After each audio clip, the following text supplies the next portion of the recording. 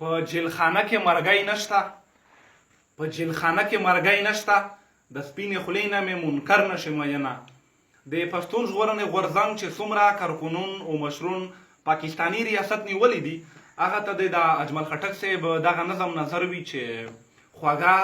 دردمنه ګیلمنه آشنا، خوږه دردمنه ګیلمنه آشنا، زړه ته نږدې ډېره خوږمنه آشنا، پر خپله پاکه عقیده مې قسم، ستا پر وفا ډکه ګیله مې قسم،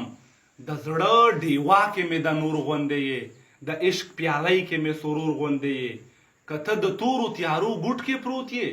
زه د ډیوې غوندې بلیږم درته، ته د خوږو خوبونو غېږ کې زانګ یې، زه سرې لمبې په زړه بلیږم درته، زما خودداره وفاداره آشنا، زما خودداره وفاداره آشنا، د لیونو د سب سرداره آشنا، په خپله پاکه عقیده مې قسم، ستا په وفا ډکه ګیله مې قسم، اوس هم د زړه د رباب ترنګ مې لتا، اوس هم د زړه د رباب ترنګ مې لتا، د لیونتوب د زنځیر شرنګ مې لتا، د ننګ ډګر باندې ولاړه غازي، د مدوغه د سرې ډولۍ زیری یې، د زولنو شرنګ د وطن ویښوي، قیدي د نوی ازادۍ زیری یې، د غریبۍ جامو کې خانه آشنا، د غریبۍ جامو کې خانه آشنا، په تور د مینې بندیوان آشنا، ستا د غیرت په سره لمبه مې قسم، د خپل بابا په هدیره مې قسم، د خوشحال بابا هدیره،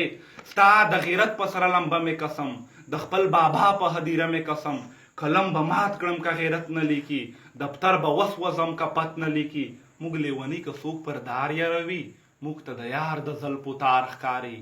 موږ لیوني که څوک پر دار یاروي، موږ ته د یار د زلفو تار ښکاري، موږ یې د ژوند د سپرلي نښې ګڼو، چاته به ګل چاته به خار ښکاري، د جیلخانې د منځ ګلاب آشنا،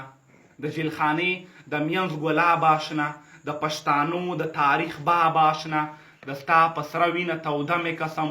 په دنګه لوړه تاتره مې قسم، که پښتو هیره کړم پښتون به نه یم، چې لیلا هیره کړم مجنون پسه یم. بیا هم مننه.